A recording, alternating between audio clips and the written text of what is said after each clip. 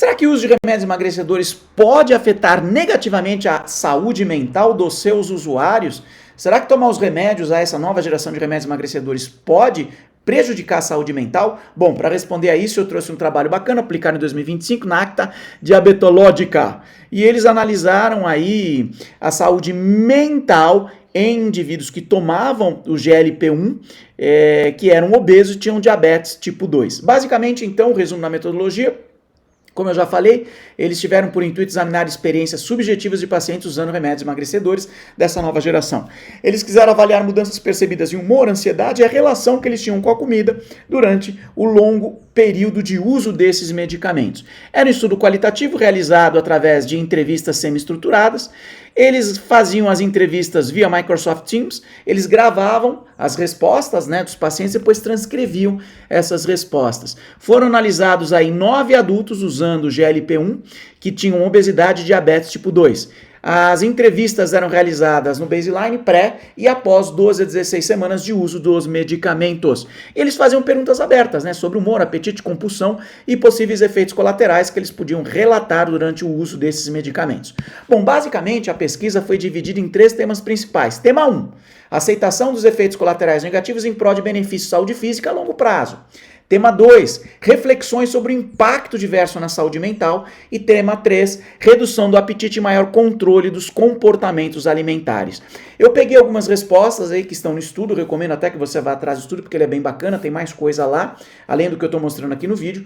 E eu separei, algumas respostas em cima desses 3 temas aí que os pesquisadores abordaram. Então, tema 1, aceitação dos efeitos colaterais negativos em prol de benefícios de saúde física a longo prazo. Então, aqui você tem essas 2 primeiras respostas. A primeira delas, entre aspas aqui, o paciente 1, que era homem e tinha obesidade. Ele sentia que o peso estava indo embora aos poucos. E ele fala que em 2 meses ele perdeu 10 quilos. Um ano atrás, ele relata, ele comprou até um terno meio que de emergência aí, porque nada cabia nele. Hoje esse terno parece como se fosse um saco de tão largo que está. O paciente 2 também, sexo masculino e obesidade, ele fala que as calças dele estão caindo e ele tem que ajustar o cinto para que elas não caiam mais. E ele relata, olha que interessante, que nem o Face ID do telefone dele reconhece mais ele, de tanto que ele emagreceu. E aí mais 2 aqui, o P1, também, sexo masculino, obesidade, ele fala que quando ele corria há um ano atrás, através de um ônibus, ele não conseguia. Na verdade, hoje, ele corre atrás de um ônibus. Antes, ele não conseguia nem andar, sem sentir aí que ele precisava de um tempo. Inclusive, aí, hoje, ele se sente muito mais saudável. Então, hoje, ele consegue correr atrás do ônibus quando necessário.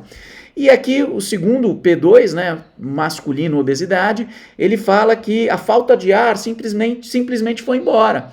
Então, antes, quando ele ia para o banheiro ou para a cozinha da casa dele, ele se sentia esbaforido. Hoje, isso não acontece mais. E é claro que alguns deles, segundo o estudo, relataram efeitos adversos, como náusea, refluxo, constipação e vômito.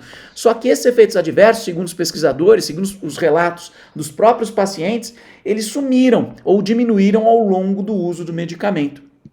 Tema 2, reflexões sobre o impacto diverso na saúde mental. Então, o paciente 2, homem, obesidade, falou que a saúde geral dele, na verdade, o humor geral dele está muito melhor. E aí, a paciente 9, aqui mulher com diabetes, fala que ela se sente mais esperançosa. E tem um paciente que relata que ele se sente mais valorizado e que ele acha que ele merece o lugar dele na Terra porque ele se sente mais confiante. E aí, basicamente, então, a saúde mental desses pacientes melhorou muito, eles se sentem mais positivos em relação ao dia a dia deles.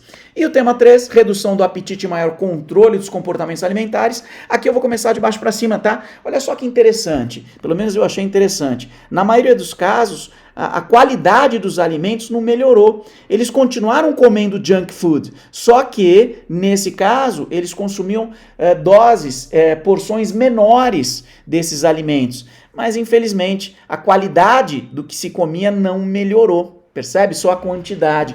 E nesse caso, eu acho que o exercício pode ajudar muito nisso. Além, é claro, do exercício como treinamento de força, ajudar na manutenção da massa magra em pacientes que usam esse tipo de medicamento, o exercício ainda pode ajudar o paciente a adquirir hábitos mais saudáveis. Tem estudo, inclusive, que mostra que quando a pessoa começa a treinar regularmente, ela tem opções mais saudáveis em relação a alimentos. E aí vamos lá então, né? As respostas deles aqui nesse tema 3.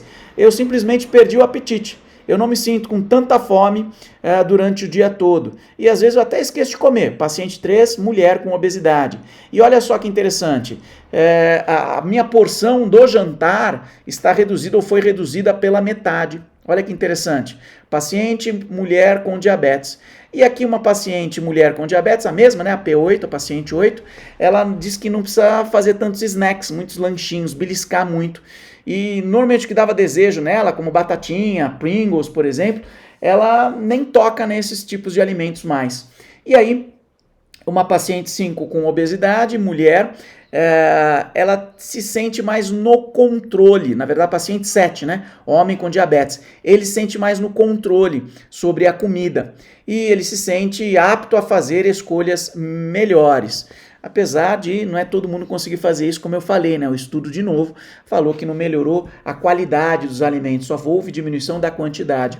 E aí a paciente 5, mulher com obesidade, falou que precisou 74 anos para ela aprender qual é a porção ideal para ela, que ela tenha controle em comer aquela porção adequada, ideal para ela. Então, olha que bacana. Como conclusão, né, esses medicamentos aí, eles mostraram impactos positivos e foram percebidos na saúde mental.